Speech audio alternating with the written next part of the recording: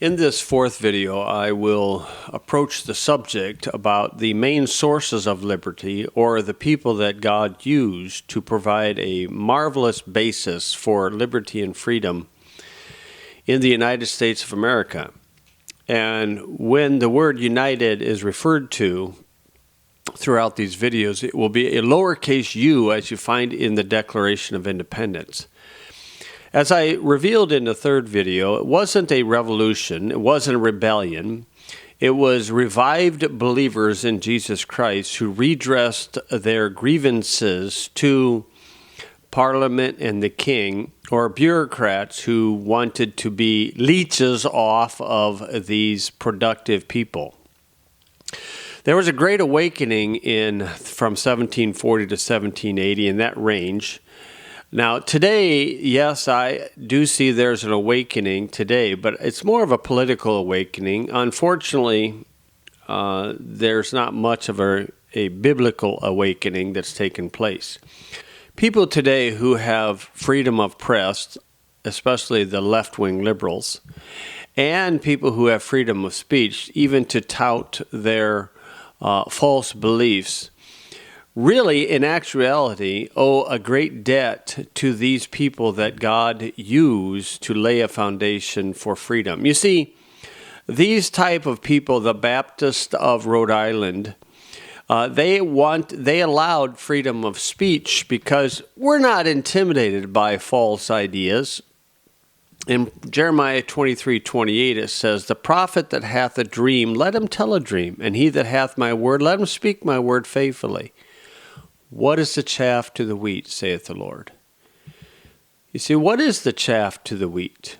Chaff would be the false ideas, the wheat would be the truth, and a person needs to harvest these truths from all the chaff and chattel that they hear. But who provided this great foundation? And that's what we're going to look at today. Obviously, God himself is the main source, but yet he uses people to promote his agenda. In 2 Corinthians 3:17, it says, "Now the Lord is that Spirit, and where the Spirit of the Lord is, there is liberty." That was the liberty that the colonists were experiencing as a result of the Great Awakenings. Now, in the Old Testament, Israel provided an amazing example. Israel fled the oppression from Egypt, but the oppressor sought to continue this enslavement like any parasite within the body. But God intervened for Israel at the Red Sea crossing. Now, when Israel comes into the land of Canaan, they were ordered by Moses and then followed up by Joshua that they were to have one law for everyone, all the people in the land of Canaan. In Exodus 12, verse 49, it says, "One law shall be to him that is home-born." We could call that a citizen if you cross-reference that to Ephesians 2. "And unto the stranger that sojourneth among you." So one law is for the citizen, and one law is for the stranger. It's one law, not two separate. Strangers or foreigners. Again, you reference that to Ephesians 2 to get those legal terms.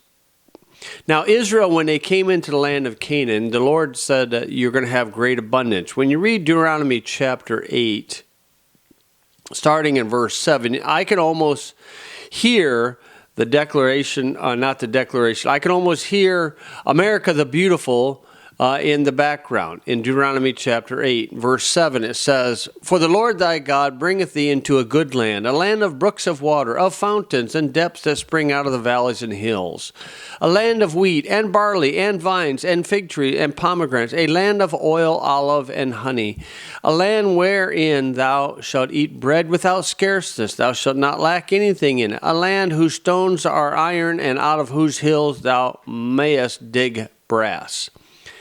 When thou hast eaten and art full, when thou shalt bless the Lord thy God for the good land which he giveth thee." There's what they should do with all the prosperity. They should bless the Lord, and of course that's what Thanksgiving is all about. But then the Lord gave them a fair warning. Beware that you forget not the Lord thy God, in not keeping his commandments and his judgments, his statutes, which I command you this day. He said, watch out, beware. You see, a lot of times the benefits of prosperity destroys people. Now, Israel demonstrated a vicious cycle in the book of Judges, where basically at the top you have Bible, and then it goes to blessings, and blessings lead to prosperity. Okay, now right there at that prosperity, if they would have blessed the Lord for their great blessings, they could have continued in that wonderful cycle. But right around in that area, that fourth area, is a heart of ingratitude. A heart of ingratitude leads to covetousness, which leads to enslavement, which leads to oppression. And that oppression will push a person, hopefully, to cry out to God. And then when he cries out to God, God rises up a prophet to try to bring them back to the Bible. And this vicious cycle you'll see through the book of Judges.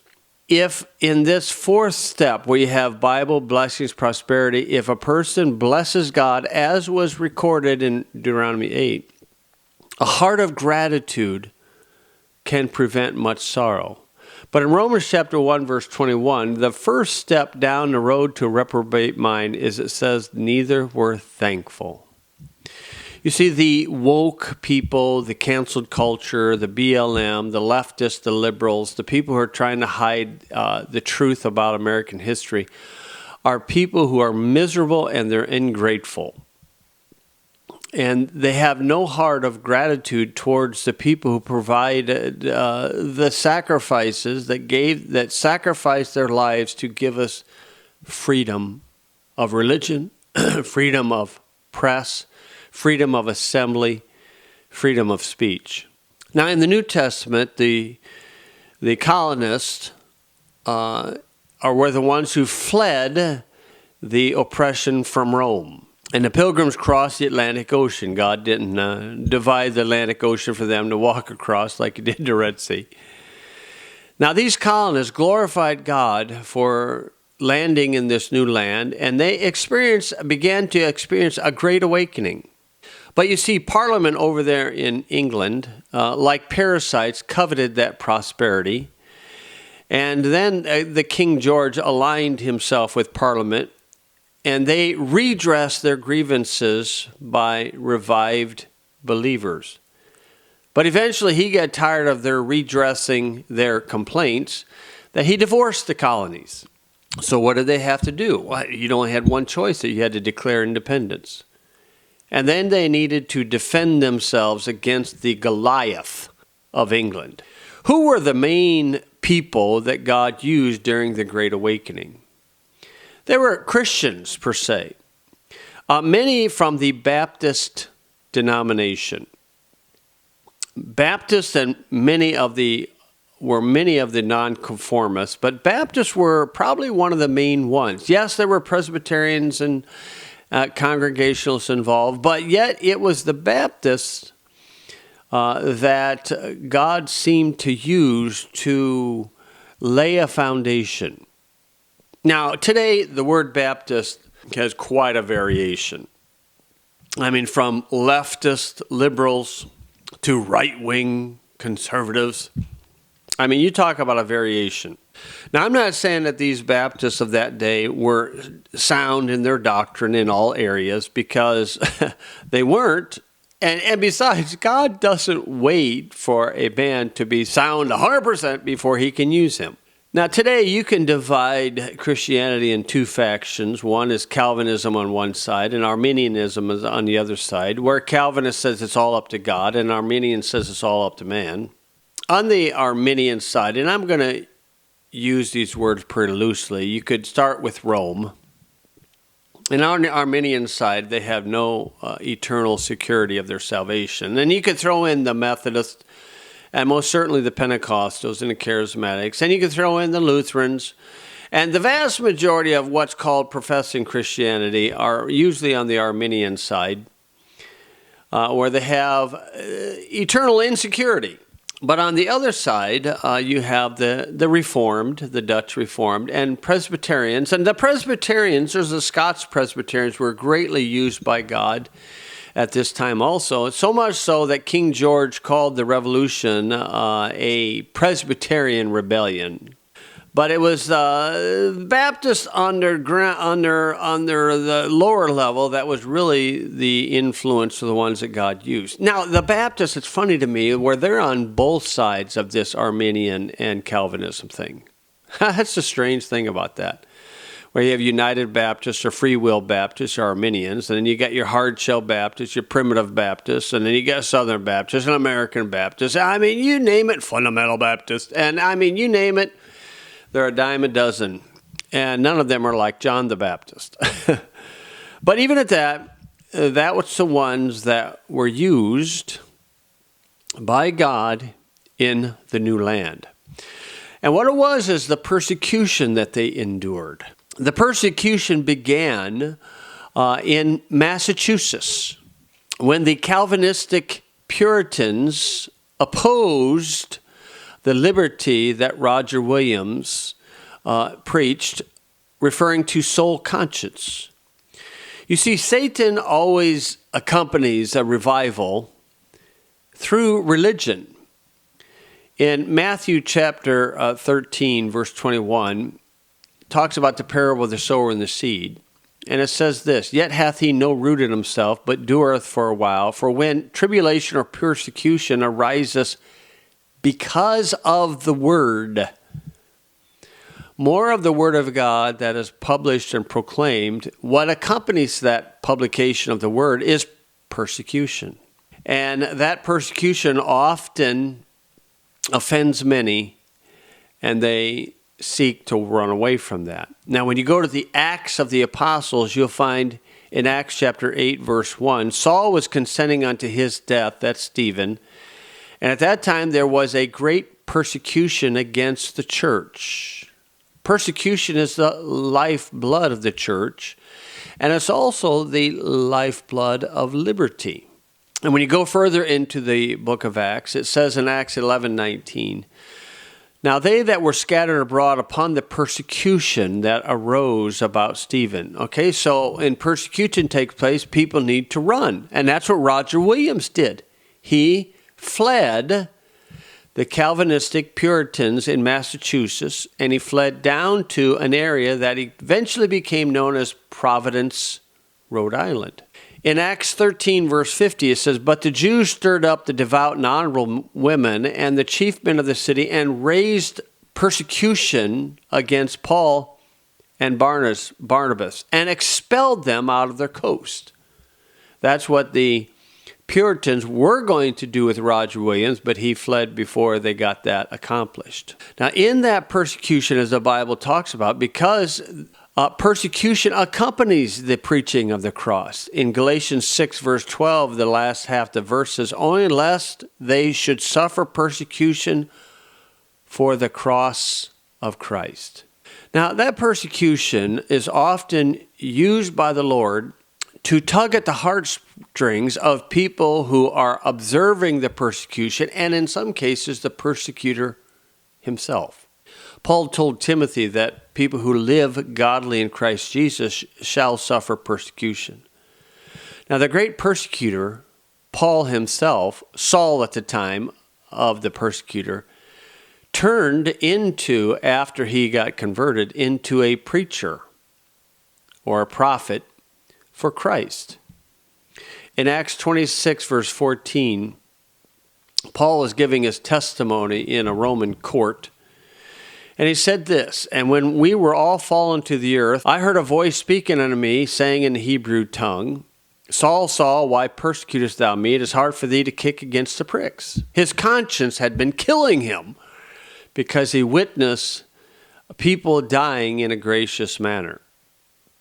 Now, notice that was that right there. That statement, if you really read that through, that is the audible, verbally inspired autograph where God spoke it in Hebrew from heaven to Saul, but yet it's recorded in Acts in Greek originally, I guess they would say, but now we got it in English, and so I wonder if any of those are translation inspired. Beside that fact, now Paul said about himself in Philippians 3:6, he said, concerning zeal, persecuting the church, touching the righteousness which is in the law, blameless.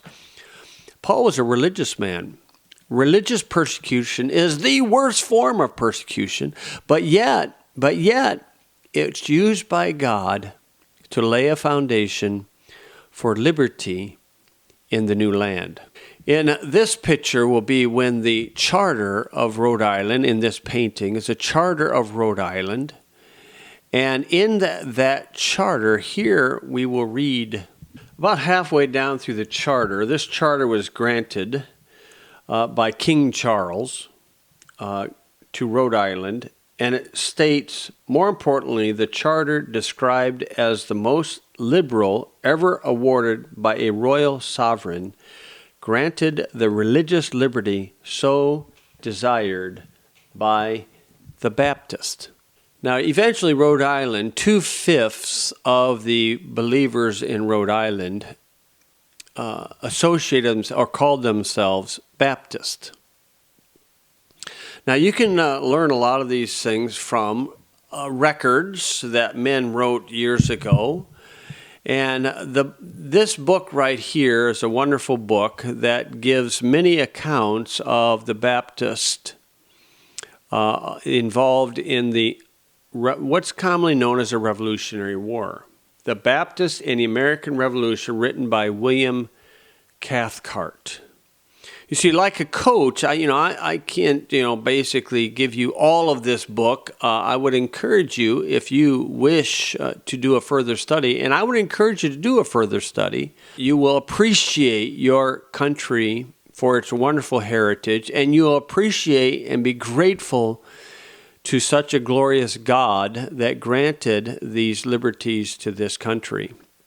This would be a good source, and I'm going to read some of the stories, but I can't read all of them. And this is a more inexpensive copy of that same book. And then here, I gave in a previous video, and I like to bring it up again, is the Revolution myth, and possibly you can find that and read that, and that would be a tremendous source of information that one could read about the founding of this country. In 1770, the Baptists were regarded as fanatics, but yet they were universally esteemed as men of God who would not perpetrate what they knew to be wrong for all the world. And when they deliberately, everywhere, and very frequently violated the plainest colonial laws and showed a readiness to suffer anything in their persons and property rather than to submit to enactments in conflict with their conscience. And in that book that I showed you gives many accounts, wonderful accounts.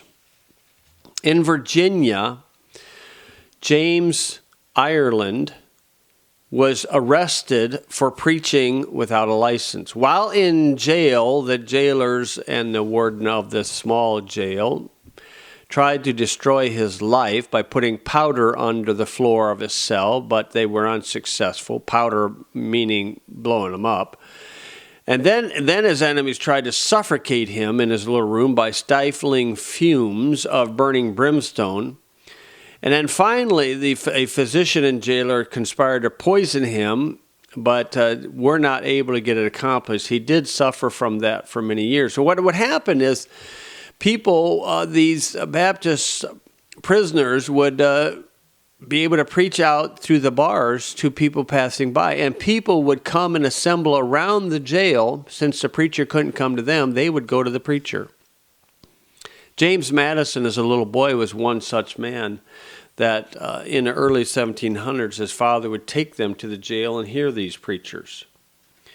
I mean, it's such an amazing history. This, in Virginia, this tugged at the heartstrings of Patrick Henry, and he would often represent these men in court and help them.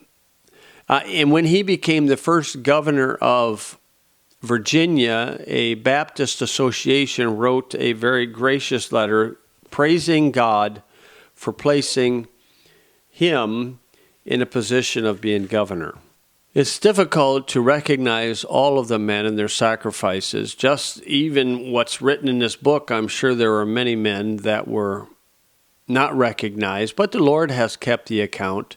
One name is Pastor John Gano, who served as a chaplain in the war, and he became close friends with George Washington, General George Washington.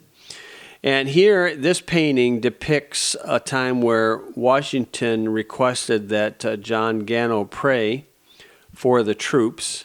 And then this here, if you pause the video, you can read down through this about his sacrifices during the Revolutionary War. Another man by the name of Pastor John Leland was eventually a neighbor to James Madison, but he represents the opinion of the Baptist on their attitude towards Thomas Jefferson. Now, historians tell you that Thomas Jefferson was a deist, and I could say, yeah, that's right. But it's an amazing thing that Thomas Jefferson had a very high regard of the Baptist people around his area, the people that he crossed paths with. But John Leland speaks of Jefferson as having justly acquired the title of the Apostle of Liberty. And when he attained the presidency, John Leland described him as the highest or the brightest orb in the greatest orbit in America. And Thomas Jefferson attended the business meetings, I guess you could say, of a local Baptist church that a relative, an aunt or somebody attended. And he made a statement that is the highest form of democracy that he has ever seen. This here thin book is a book about a man by the name of Robert Aitken, who became a printer in the new land. In 1774, he became a printer, and after the war was settled down, where King George finally gave in to his defeat, the Congress and the leadership of the new land requested that Robert Aitken publish a Bible for the people of that day, and this became the Bible for the new land, and it was a King James Bible. And George Washington wrote this letter the letter was dated June 11th, 1783, and in part it says, "Your proposition respecting Mr. Aitken's Bible would have been particularly noticed by me had it been suggested in season." So he came upon this idea a little bit late, but he definitely approved of the idea. One of the signers of the Declaration, which I want to finish this video about, was a fellow named John Hart. John Hart was affectionately known as Honest John Hart. He was a man of great modesty and benevolence, and his highest ambition on earth was to serve God and promote the best interest of his countrymen. He owned a valuable farm, a sawmill, and other mills, fulling mill. He had a wife and family. I think it was approximately 13 children. And when he put his signature on that Declaration of Independence, it was like put on bullseye, as any and all of them experienced. He had to flee for his life. His wife passed away while he was gone. He fled, his property was wasted, and though an old man heavily laden with the burden of years, he was compelled to leave his residence and conceal himself.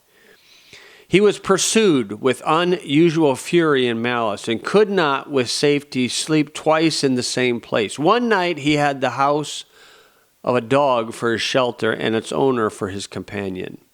To add intensity to the bitterness of his persecutions, he was driven from the couch of his dying wife, whose anguish he was not permitted to assuage.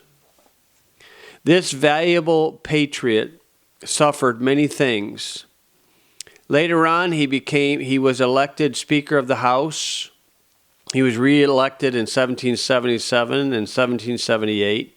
He built a Baptist church of Hopewell and gave it its burying ground. And he departed this life in 1780. And so with this video, basically, I mean, I cannot do justice to all these men who sacrificed. The Lord God is going to award them at the judgment seat of Christ. But we, in our land, we should honor the heritage that God has given us, and we could honor the men that sacrifice greatly for your freedom of religion, your freedom of speech, the freedom of press, the freedom to assemble. And if we remain as sovereigns and seek after God and experience our own great awakening, then we can honor these men in the past who sacrificed for this great country.